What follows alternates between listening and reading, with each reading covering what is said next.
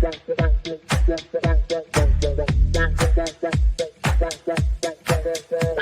Connections Radio presents Voices of Humanity. We need to hear your voices. We need to hear your voices.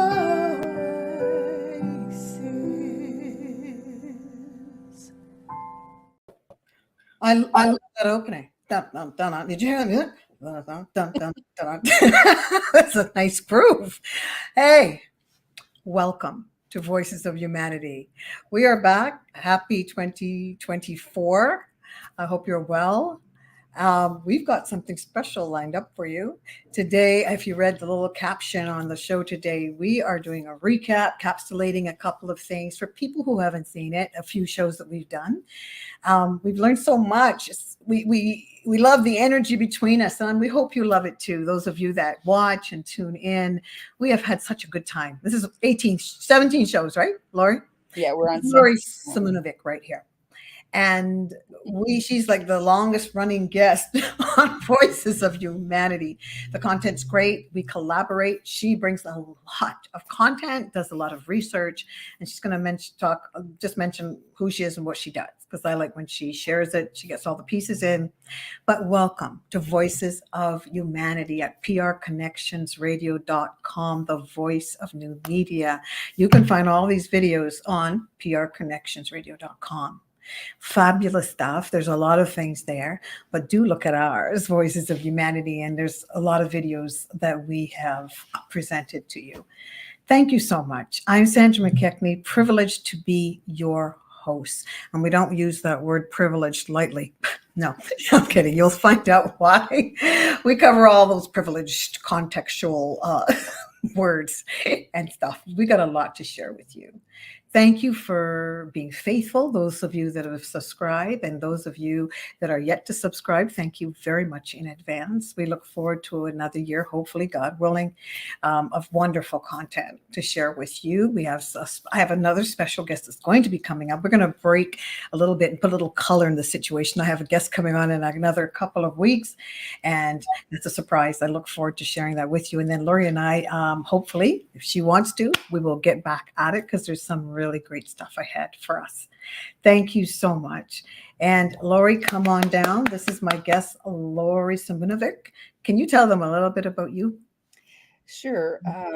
I worked at the Center for Addiction and Mental Health, the largest mental health hospital in Canada, for nearly 20 years as an educator and consultant. And now I have my own business in which I'm the president of getbraver.com.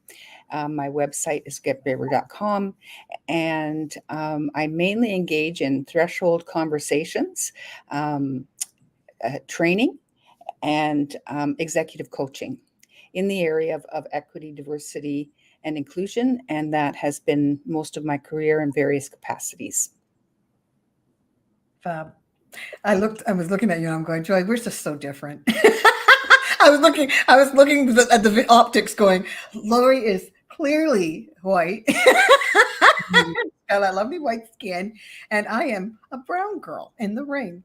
And we are different, but we have a lot of sameness, and I'm fascinated about that. Are you ready for something else, or can I just share how we met, kind of a thing? Please, go for it, please. Am I in the right spot? I think we were just kind of going. Oh, you're totally, that's totally it. Well, a friend of mine that I've known for many years, she just mentioned to me, because I was looking for, always looking for something fresh for the show and stuff like that. And I thought, she said, I know somebody, you can check her out. I think she's on LinkedIn. And so, of course, she gave me her name. And I checked her out, and I was sort of like, wow, okay, I'd love to talk to her. I read some of her stuff. It wasn't, and the bio and your all of that doesn't even cover, because it's about it was a current job you were at, right?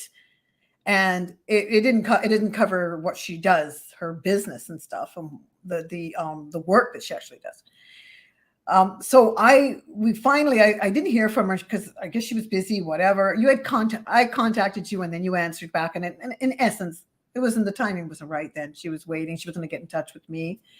And she did. She got in touch with me. And I thought, wow, this is really interesting. I wasn't sure what she would be like, who she is.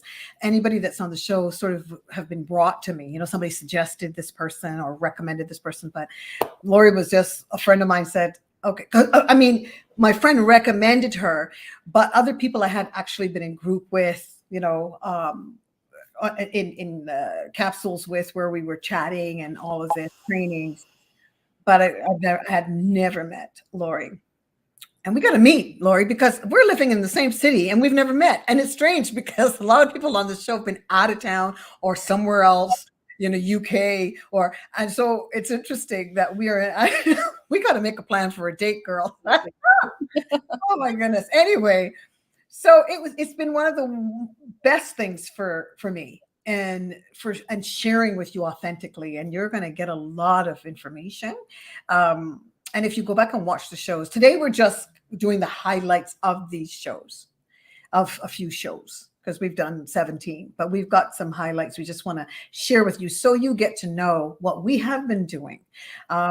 So hey, buckle up and enjoy the show. And welcome again, Lorrie Simunovic. It's been a pleasure.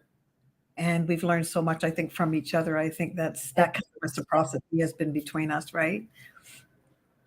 All right. So you want to give them our umbrella or wherever you're going to start from? We have a whole umbrella that we base the Sure.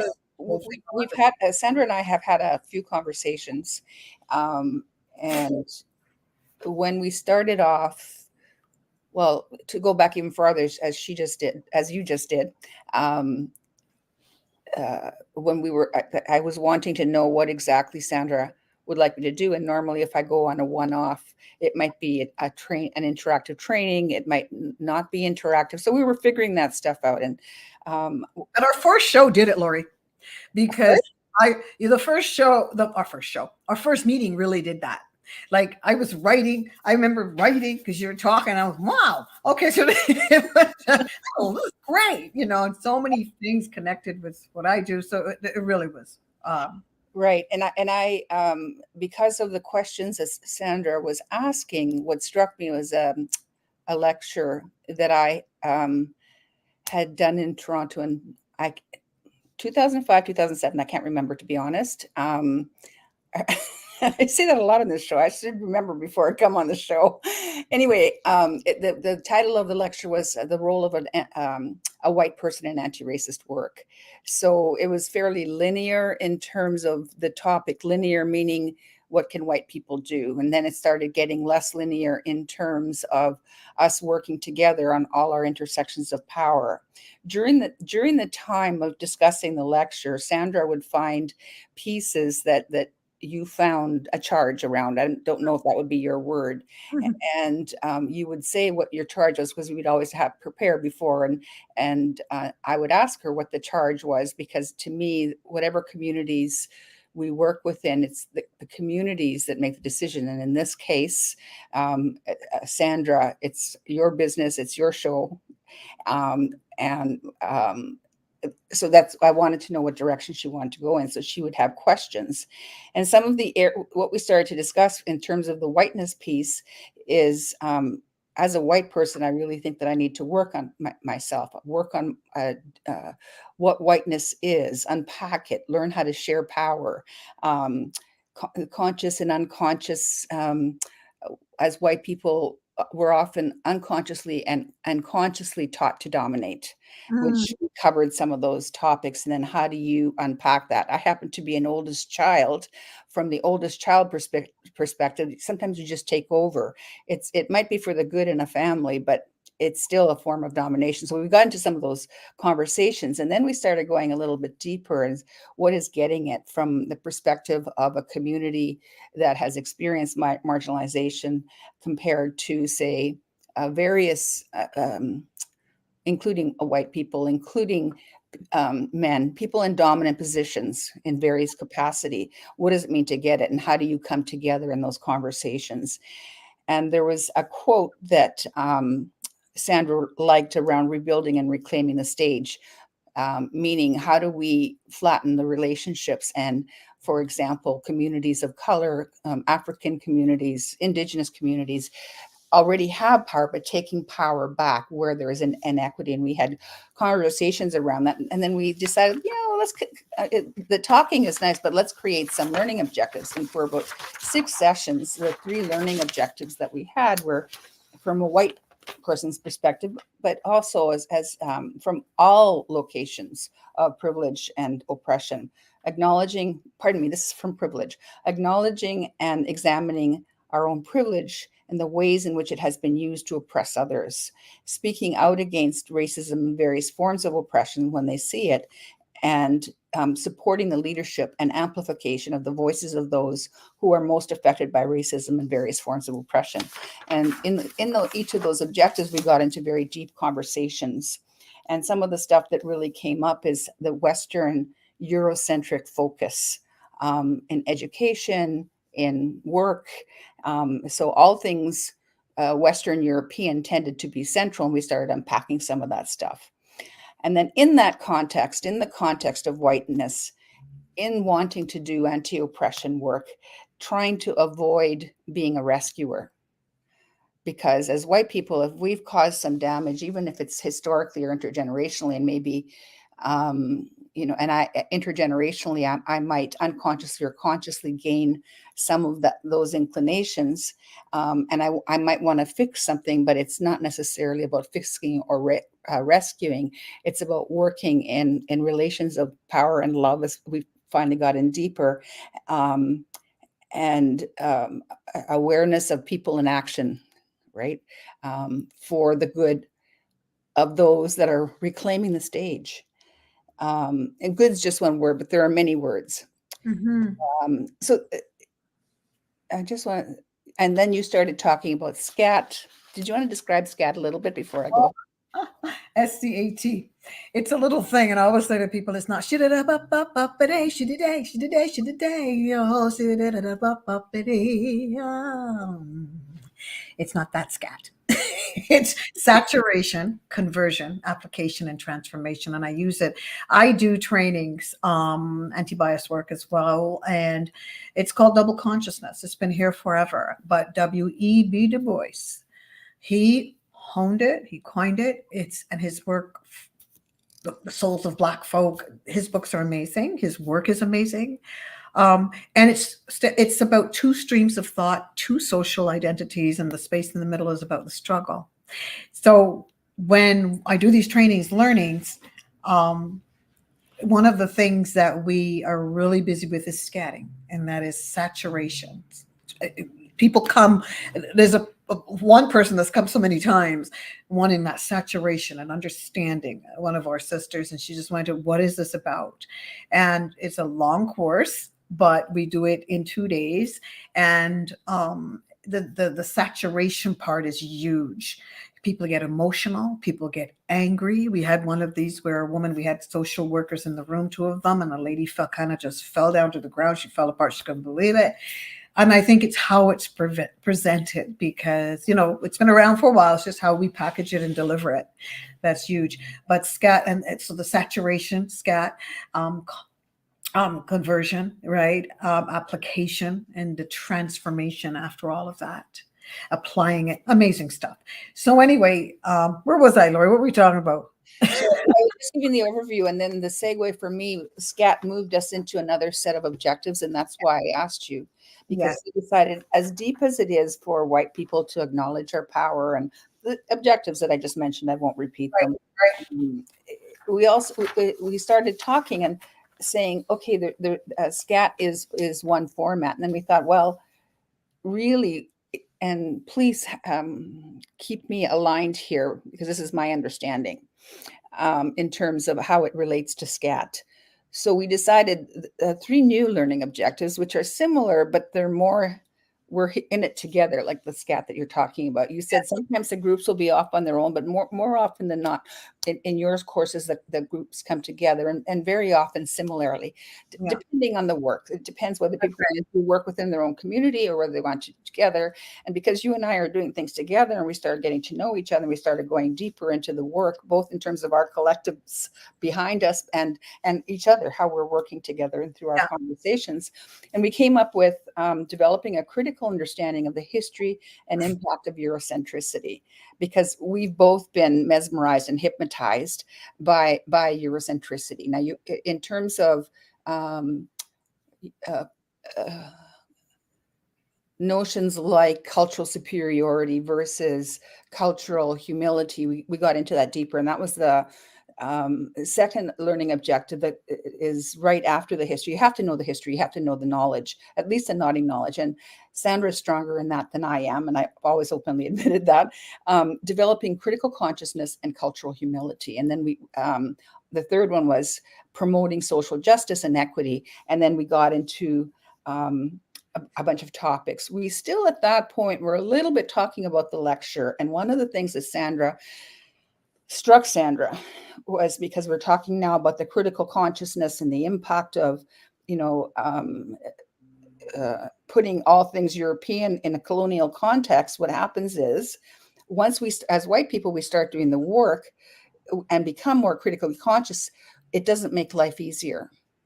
This is the quote. And that part of what I wrote. This is tense, complicated, stressful, and messy work, and we need to get used to being uncomfortable. This is a sign. Hi, Lorrie, I'm speaking for myself. I'm taking this work seriously. And we got into examples around that. And as we got deeper into it, so I just gave a bit of a bird's eye view. Once we started getting a little deeper into it, again, the two big pieces were in that piece was getting it, as I just spoke about, but also getting uncomfortable. For example, how can we use our triggers as a learning edge? Going into anger is good. I've always said that. But if it turns into a red mist, then we lose each other.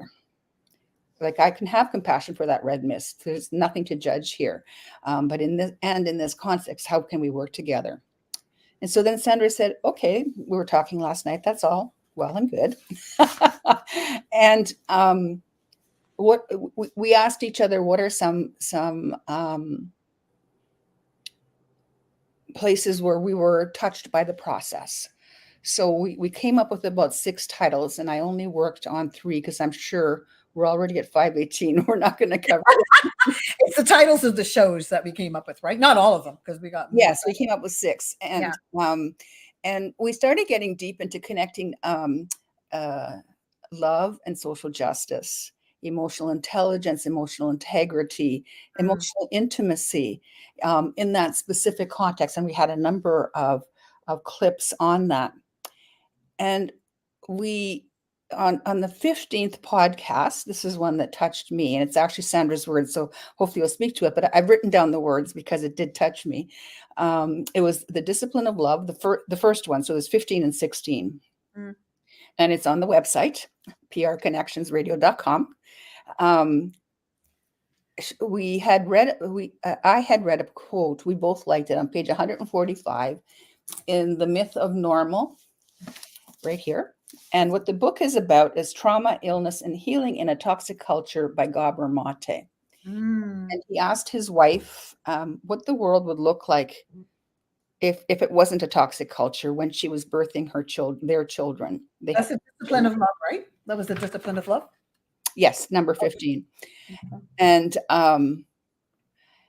I chose 2 clips in which she was speaking, clips 4 minutes 35 to 8:50, and then 8:34 to 16:34.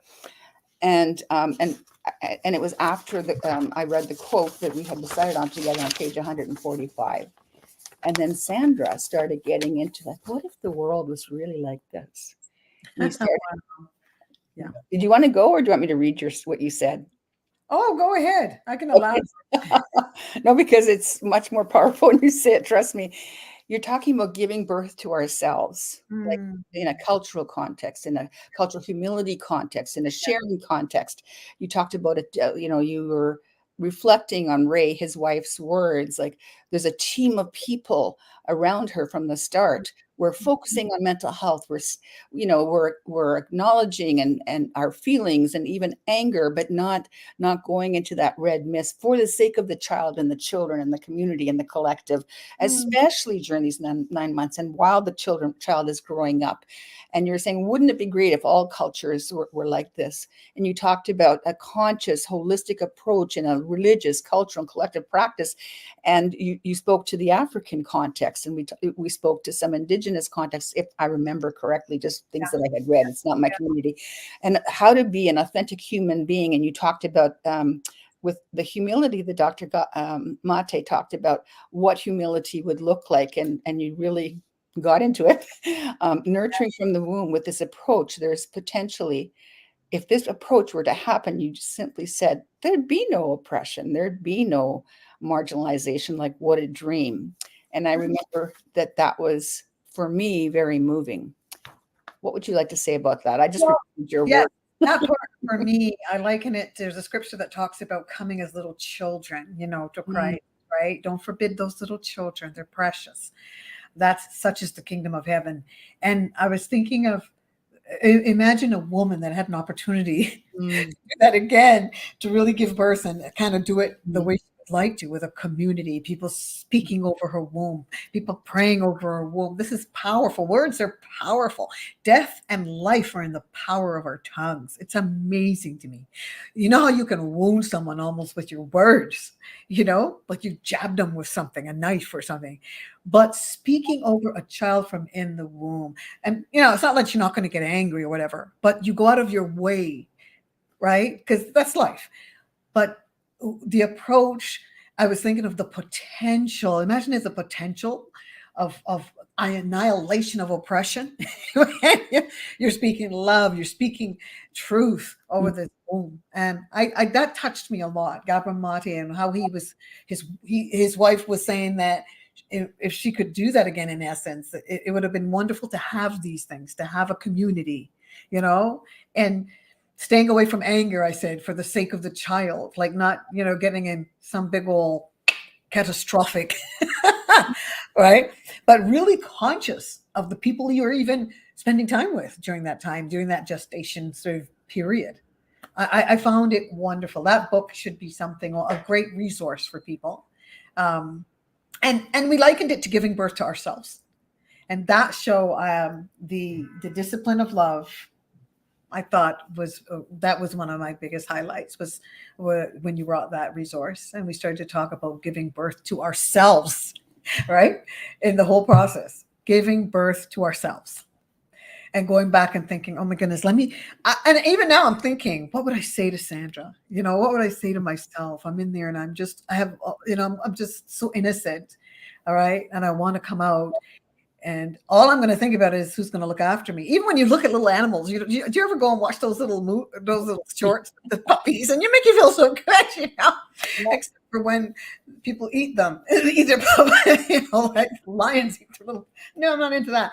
But when someone's nurturing an animal, a dog is nurturing it, and you think, wow, the innocence and how vulnerable. And a baby that just comes out and mommy's right there, and they put her on her breast, and the little one. And I think that exemplifies hope. And if anyone around me, and I have a different respect when I see a woman with child, I really do. And I think, wow, that's a palette that's you can do so much with. I hope she's in my mind. I'm hoping she's watching who she's with, even in that time.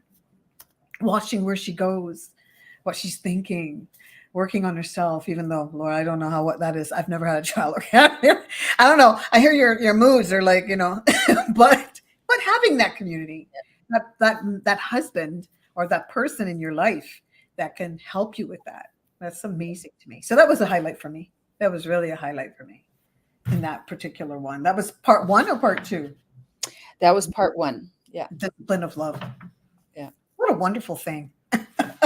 a wonderful thing to do that. We can, and we were saying it's not too late, to start really self-care in that kind of spiritual way for yourself.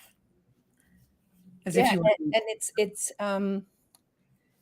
if you haven't explored love in that context, it's a different way of looking at love, because in the Eurocentric context, there's like more filial love, there's brotherly love, sisterly love, romantic love. It's fairly limited to how somebody makes me feel, as opposed to generating it and regenerating it and going deeper and wider and multiplying that love in community. Yeah, I would have never thought, Lorrie, that to me, we know it logically, but that parenting, it starts here and how important that is. Yeah. It really begins gestation period. That's huge. Yeah. Beautiful thing. Yeah. So what? Sorry, now, did you have a moment? Do you have a moment for part one? Sorry? Was there anything that stood out for you besides that for part one? But I know you've done some, so I don't want to take over. Well, no, thank you. Lorrie doesn't like to take up all the air, but I always joke about that. I have to give her air. So, one thing that Gabor Mate said that stuck with me is that that was one of my other things that I just loved. You don't get authentic by trying to be authentic. It's by noticing you are not authentic, right? That's what gives you the freedom and the humility to be authentic. And I stay with that a lot, even on the show now, I'm reminded of doing that within myself without you knowing I'm doing it. Just be Sandra, just be Sandra. This is what it is. And don't try so hard. Just notice that you're not being authentic. It's almost like you're driving yourself, come on, back stuff. That's a bit pretentious. What are you looking for with that comment? You're not even in it. So kind of just really looking at this, you don't get authentic by trying to be authentic. I loved it so much. It's by noticing you are not authentic. That's what gives you the humility. That's the truth that makes you free to be authentic. And that to me was very precious. So these resources are amazing, Lorrie. That has touched my life. And there's so much in scripture like that I put on top of these things you can learn. And it collaborates and comes right back to that, my faith for me. And, because you need sometimes expounding in real life situations. And Gabor Mate does help me to do that. Absolutely. Well, even in what we just talked about, like we've kind of gone through a little process of talking about if there's such a thing as objectivity, which is could be a whole show, right? There's some objective ideas of what we've talked about. Then we started to reflect from each other's perspectives, both individually and collectively. And then there's an interpretation around that, what it means for us individually and collectively. And then we've made decisions. I think what you're implying, please realign me if I'm not so. What does that mean to my life, to your life? And then what am I going to do with that? How am I going to practice that? So what I love about when we're talking together is that's what we're consistently doing naturally. As you know, last night I went back to Facilitated Conversations book. I said, oh my gosh, we've been doing this naturally. It's just beautiful to go deeper. I know. Lorrie went looking at, she's doing these clips that that's a surprise we've got. We're coming up with these clips for different reasons, of course, promo and everything else. And she was just like, come back, and she was all like, and she does this a lot, right? She's like, oh my God, this is good stuff. And it encourages me because I'm telling you, Lorrie, it's a great place, honestly. Thank God. For the work that you have to do in your own life to kind of get here, and everybody's privy to it. Nobody's special than anybody. You do the work, you sow it, you reap it. That's just kind of the bottom line. But so I went back and I'm cracking up. I'm laughing at myself, our interaction, and then you and I start to laugh about something. It's a lovely opportunity. Do a podcast, get authentic, just have guests so you can heal. That's really good. So I went back looking at these shows, and because I don't have time, but I went back yesterday and I spent some time today, and I'm looking and I'm laughing at myself. I thought, I like you. I said, Lord, I said out loud, I said, I like you. Anyhow, that's just me. I feel you. I feel that. You were saying that there was a clip that outside of the Gabor Mate that touched you because of the energy. I don't know if you've had a chance to do that. If you haven't, don't worry. But I think, I saw one of them. Oh, was it meritocracy? It could have been meritocracy. okay. But I'm not sure. But as we go on, I've got, my little thing on those. So did you want to do one more? Or do you want me to do one or? Yo, please. Yes. We haven't heard your clip. Well, your piece. Okay. So the second one, it really, as we were doing this work and coming up with stuff, I thought about unrequited love and unrequited power. When we're in the context of oppression and how that plays itself out. And there is a clip in that one. It's number 14, 21 minutes 6 to 25:07. I can't believe you. She's got the result number. I'm going to go edit them and so that we can share them. But she's just gone in and watched all the stuff and she's got the numbers. And it's still a little bit of Gabor Mate where we were talking about giving, inspired by his ideas, giving birth to Gabor, Dr. Mate, giving birth to a new way of being. So we started thinking about patterns of unrequited love and how any form of oppression is trauma. And that whole Gabor Mate book is about both large T and small t trauma. And we won't get into unpacking that, but we started to talk about the whole, both individually. Sorry, what show was that? Was that number 2? Number 14. Okay, part 2. No, no, I'm going backwards. I'm sorry. That's okay. No problem. Number 14. I will go to part 2. I think I have a part 2 here, but I got excited about unrequited love. But anyway, like we defined what unrequited love when it's a pattern, why it's happening. We're repeating patterns because we're trying to heal. I'm oversimplifying now. We did a whole show on it. And the piece that we wrote together, or maybe this is on you wrote, is love by force? Is it a force? Because we started getting deeper into love and social justice and how to you're right, it is discipline still of love. We were just getting into it, how to navigate the discipline of love and social justice in the midst of shared humanity. And we were looking at the desire to be treated with respect and dignity. Why do sometimes people feel like second class citizens? And that's when I started thinking about unrequited love and unrequited power. And sometimes we go, we don't think about the power when we're thinking about love, or we don't think about love when we think about the power, and vice versa, right? Whereas it does come together when it's whole. And we started to talk about, it was just a little piece that kind of came to me after you spoke. You told a story in that clip, I think, where it was the whole, meaning the whole, and then the hole that's in our hearts as a result of trauma and so much more. And then how do we get back to that whole when the system is set up to be a whole for whole? If you're moved to the margins, consciously, unconsciously, politically, so on, then it is a whole. If one is, for example, living in poverty or not being hired and so on and so forth. And so what starts happening is this kind of pick me, please. Meanwhile, the whole system is set up to not be picked. And so we started to get into getting out of that pick me energy, and that communities that are oppressed are also not conquered, right? And whole onto themselves, even with the wounds, because we all have wounds. Really problematic to take one whole community or person and say, oh, you're wounded because you're this, right? Or, oh, you're powerful because you're this. And we unpacked some of that stuff. So in the context of oppression, and trauma, we started to talk about, I started doing a little bit of writing. Again, it's still very first stage. In the context of oppression, and trauma refers to a one-sided experience of love, affection, or attraction that's not reciprocated by the object of those feelings, and some key aspects, stemming, as I said, from childhood and cultural wounds, attachment disruptions, unmet development needs, and so on.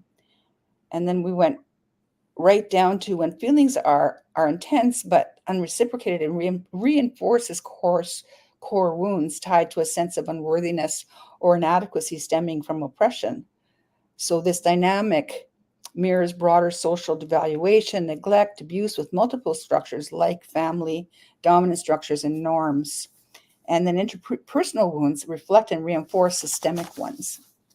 And then we talked about cycles of shame and, in essence, unrequited love in the context of inequality can mirror and amplify social trauma. And that's where DeGrye's work, which I hope you'll speak to in a moment, post-traumatic enslavement, for example. Healing requires addressing root causes and informing one's inherent worth apart from oppressive standards. And then I actually have the meritocracy one. I'm still going backwards right after that, which you'll go into in a moment. But I remember it's acknowledging the hole that is there. Maybe it's the hole isn't the wrong, the wounds, hole is the wrong word. The wounds, the bleeding that's still there psychically, right? And that needs to heal. There's a lot of unprocessed trauma that needs to heal. And we actually got into some of the pieces of how that can happen in an anti-oppression context, together and apart, in unity and in diversity. One of that stood out to me was absolutely loving emotionally, intellectually, relationally. Yes, just looking at all the ways in which we love. And Gabor Mate came back with that. Remember, I had this other, I sent you the video, the clip, I think it was on your WhatsApp. One of the other things that was fantastic about his words, one was, he said, being tolerant doesn't mean you're naive. You have to lose your personality almost. We know the humility of, so you're in a moment, say I'm coaching or whatever. We all want to talk, or we want to say something, or maybe tell people what to do, but I love the take on it. You know it, but we don't really grasp it. It doesn't saturate. He said, being tolerant is not being naive. Is that Freire or Mate? I thought that was Mate. Oh, I thought it was Freire. In order to understand others, we have to have a certain virtue. I thought that was government. I think you found that quote, and I think I love it. Okay, so that must be okay. The only reason I know is because I just listened to them for like 10 times. In order to understand others, we have to have a certain virtue. Yeah, that was, you taught me that was Frey. Yeah, yes. Sorry. I thought this was him, but this is perfect. But I can see why you thought it was him, because he's very similar vibration. Yeah. Like that too. In order to understand others, we have to have a certain virtue. So that humility, it's all there about humility. Instead of you're tolerant, but it doesn't mean you're stupid. No, we might feel humbled. I think that's a better way maybe to look at it in that moment. We're humbled. Maybe if somebody is speaking, like we were talking about this before, they're talking, taking up all the air in the room, and sometimes you just count to 10. There's a tolerance first, there's a humility, and that kind of brings a virtue. Instead of counting to 10 before you speak, there's a scripture that says, he who has, if you don't have rule over your own spirit, you're like a city broken down and without walls. Having that control over person, remembering that baby, that that womb, that gestation period, and just having that humility. And there's your virtue. And then if you have to say something, you've counted to 10 and you've got the virtue. You're not stupid because you're tolerant or naive. People may think that way, as they are, pushing their envelope, but it's a lot of learning there. I love that. I really love that. You did ask, actually, I don't think there's enough time to do all of mine. So I'm going to do the last one because we came up with it together and you asked me to speak to it yesterday. So I would like to meet your needs. You really like the second piece, correct me on this. 16, the discipline of love, the second one. Yes, very much. Near the very end of the podcast, we started to we were conversing about becoming power, love, and justice, and living it. And you especially like the notion of liberating self and the so-called other and systems of injustice, while simultaneously all players being accountable for the dismantling of all forms of oppression. And you told a story about how somebody asked you a question that could have been interpreted as racist, and even felt that way to you because I asked you, and Mhm. you chose to be justice. You chose to love in that moment because you saw that this person was much more than that racist moment. I'm not saying, and I don't have a position. It was your position, right? Because Oh, when the person asked me, what is it like to be Black? yeah, you chose to liberate yourself and love freely and love boldly, even though there was a bit of pain in that moment for you, because that was your freedom. And it's interesting because oh, I've had there's huge moments. I'm not going to go there, but as we go along, we can share. But when I was asked that, this person, I've been in my life. It's my dear friend, a family member, and I always spent time with them, holidays and different things when we were younger, especially. But when I was asked that, there are those moments that you remember you're Black. Because when you're assimilated into the construct, whatever, socially, economically, you are assimilated. It continued after the slave ships, right? And you're in the Americas and you want to get along. And of course, those of us that have left the continent and we've lost so much of ourselves. So when you're asked these things, or these certain things happen to you that people think they gaslight you because they might say, "Oh, you must know. You did. Are you sure they meant that? Are you just tripping?" So when he asked me that, I think there was a moment for him too, where he was like, "Oh, okay, yeah." So and I didn't answer. I just laughed. I thought, my goodness, if it wasn't you, and of course I was sleeping at the time, but when now I'm a little woke. So, I would have had a different answer. We would have had to have a conversation, especially because I know this person uh, and respect this person actually. And so that really got me. All players, we are responsible. I love that. All players, we all are responsible. So now I would have that conversation. I'm responsible. When that person says that, and I know people they're tired. They don't want to teach. They don't want to feel they're teaching. Yeah, I've been there. I hear you. But I also look at that, especially if a person has been in my life for years, as I'm part of this now. It's my responsibility as well, because there's a connection between myself and that person. And I'm just not going to say, please go look it up. Leave me alone. No, it's a learning curve. And I love those because of the care, we can do it. Like if you have someone in your life that, all players are involved, in this whole thing. Right. So do you have another one? Yes. I love the part about loving boldly. Mm. Talking about loving, we have loved boldly. We choose to love in the prickly moments. That's when I was telling you about it. My friend and I, when we had this total disagreement, I didn't see it her way. She didn't see it my way. And for a moment, we thought, oh dear, is this going to be a problem? Because we're so close. But we chose to love boldly and say, you know what? Jesus, I still, I don't see it. I see what you said this way. Well, I see what you said this way. What are we going to do? We're going to love each other, and we're going to show up every morning for prayer like we do at 6 a.m. So we in, So that to me, that whole responsibility thing, loving, it's a real choice. My mom used to say that to me, and I thought, what's she talking about? But that loving boldly, emotionally, intellectually, relationally, it's all in there. Yeah. And so all is well. We love each other same. But that was the first time in how many, many years that really happened. Like we've had, but usually somebody says, oh, I didn't know. I'm so sorry. I didn't realize that. Oh my goodness. But both were like, no. So I love the boldness of love, and it's not just the warm, furry, fuzzy feelings that are, that we've misunderstood via the media. Um, and that really spoke to me, to my heart, the loving boldly. And you spoke a lot around that. Yeah, you're talking about a fierce love.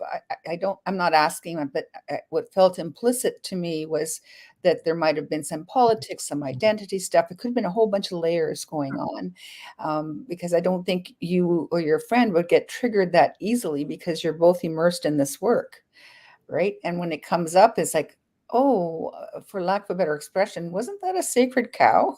Well, wait a minute. Do we really need? I maybe shouldn't be using that expression because of multiple religions, but there are places that we think shouldn't be touched. But when they are touched, what do we do with that? Yeah, And again, you chose to love fiercely. it's so true. Yeah, Because I know somebody for many years, and you never go a certain area, and then all of a sudden, a prickly, yeah. you have normal little disagreements, but then areas you think, no, I won't know.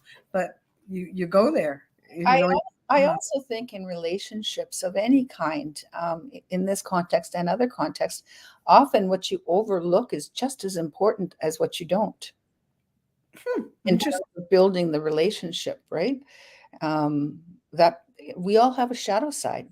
Hmm. Unless that person is maliciously trying to harm society, we're all, and even then, I mean, that's, as much as I don't like jails, I'm more into a different kind of justice, right?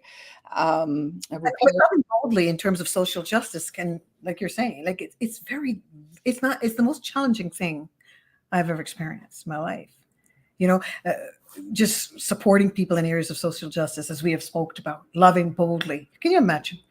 And someone is treating or dehumanizing another human being, especially if they look like me. I mean, I'm saying especially is anybody, but if they look like me because I'm in that skin, there's this, I'm connected to that person on some level.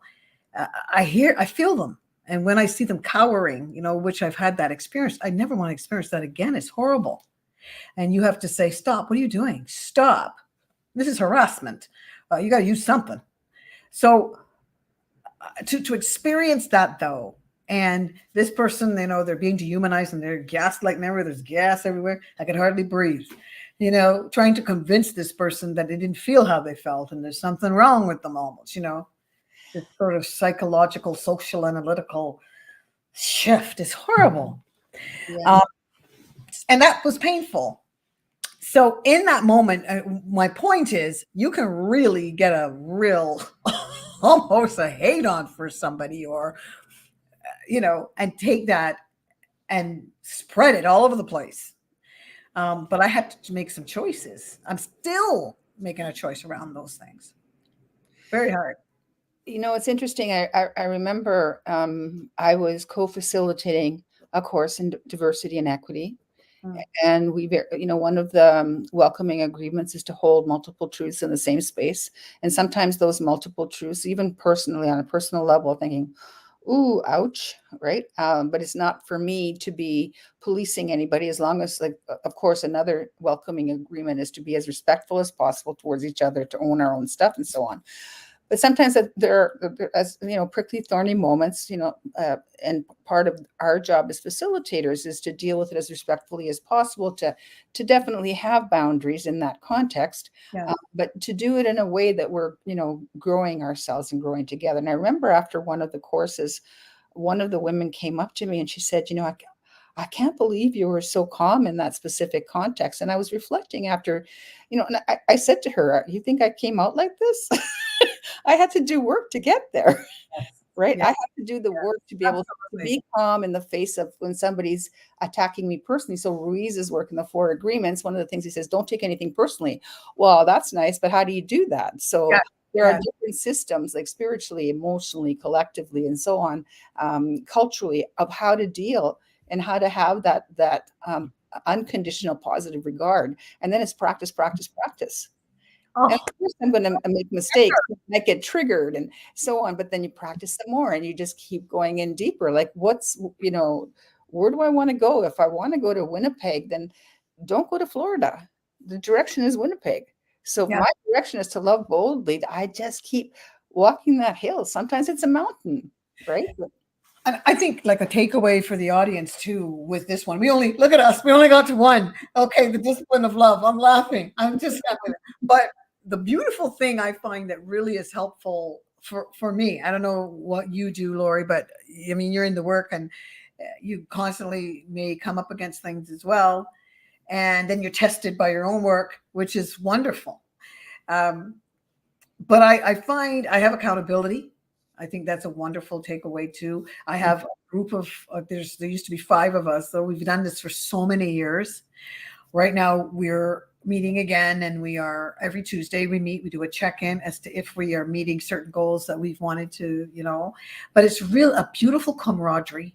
Only in terms of the way I eat, and I had gained 7 pounds over this whole period of holiday time. And so they hold me accountable for that.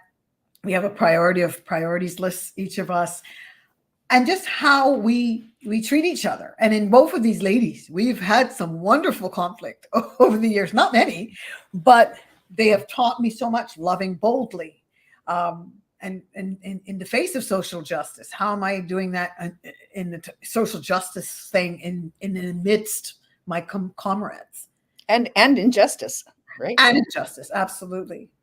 So I love the accountability, and it really helps because we talk about the work and how far we've come, and I really feel I've grown in so much that I do. I pray, I read the word, I praise exuberantly. There's a private things that you can do, and I mean I encourage mine because it works for me and it's great, and I give so much thanks. And praying with someone else, and then we also talk and just share, just whatever it is. We are connected that way as well. We just go to dinner and what's up with you, and we have a list too. And then I have a group with my friends during the week. But the point is coming together with people that you trust. All right. If you're starting to do this, getting a couple of people you can be accountable to is so important. The community, going back in your gestation state and really treating yourself well and loving yourself boldly. I was troubled with something at work the other day, and I had to come home and love myself boldly. I had to love myself emotionally, intellectually, relationally, and emotionally. Yeah, I think what you're talking about also is being mindful, right? Carolyn Mace, her words are beautiful. The book she wrote in 2020 about a divine perspective on proceed consciously. Right? Just consciously. Yes, you were telling me about that. I love that, because I used to always hear proceed with caution. Yeah, that's true. And proceed as consciously as you can. And the only way that's going to happen is if we listen. It's not about not making mistakes. It's about learning from each other and having the willingness to breathe into a contraction. When we're triggered, it's actually a contraction. Yes. Something that's going to open us up if we allow it to. In the Sufi tradition, they talk about a broken heart is an open heart. Yeah, giving birth to ourselves. Yes, birth to the person I know I'm supposed to be. Yes. It's a little painful, but it's amazing. And feeling our way through. And when we're forced into our heads, we don't even know what we're feeling, and that's part of why a red mist for many of us comes up, right? Because we haven't even learning how to feel. I mean, I have lists of stuff like journaling. There's so much stuff. Oh no, she does. Well, what did we say? All players being responsible. Indeed, I love it. Remember the virtue thing. Like, so for you, loving boldly, have you had a moment that really stood out for you? Maybe many. Loving boldly. Where things were prickly or difficult? I can't think of one off the top of my head, but what's coming to me, maybe it's because of the time constraint right now, because we've got 2 minutes left. What comes to me is the notion of responsibility, the ability to respond in moments that are difficult. So responsibility can be like, oh, you have to do this, you should do this. But the word should takes away your sovereignty. I could do this. And it's being softer on myself in those moments. Like when I invariably will for the rest of my life make mistakes, recognizing the story I told in one of the podcasts around speaking about a particular Indigenous, maybe all of them, as conquered, while it's not true. And somebody gently told me, as an Indigenous nation, person from an Indigenous nation and nations, she's not, they're not conquered, and she's right. And so in those moments, and it's impacting, I can't remember which one, the second last or the last one, where we just, again, proceed with consciousness. And consciousness also is about accountability for our missteps, for the negative impact. My intention might be good, but if my impact is negative, I have to know that. So that's, to answer that question, that'd be the big one. I really want to know about my impact. It doesn't matter. It does matter what my intentions are. And if the impact is negative, then I have to realign. This has been good. I don't believe we did what we said we weren't going to do, but it was good conversation. Everybody, this has been so wonderful. And I appreciate every show we do. It's an opportunity to touch a life, move my heart, your heart, perhaps, to change. And the discipline of love, huge, humongous topic. And we touch it again on and off. Join us again. We're here twice a month, the second and fourth Friday in the month. And I would love to see you back with us again. Thank you so much. Have a wonderful weekend. If it's weekend, wherever you are, because it's Friday here. Take care. Thank you, Lorrie. Thank you. Take care. Bye. Bye for now. PR Connections Radio thanks you for watching this podcast. Check out more episodes of this show and our others at prconnectionsradio.com.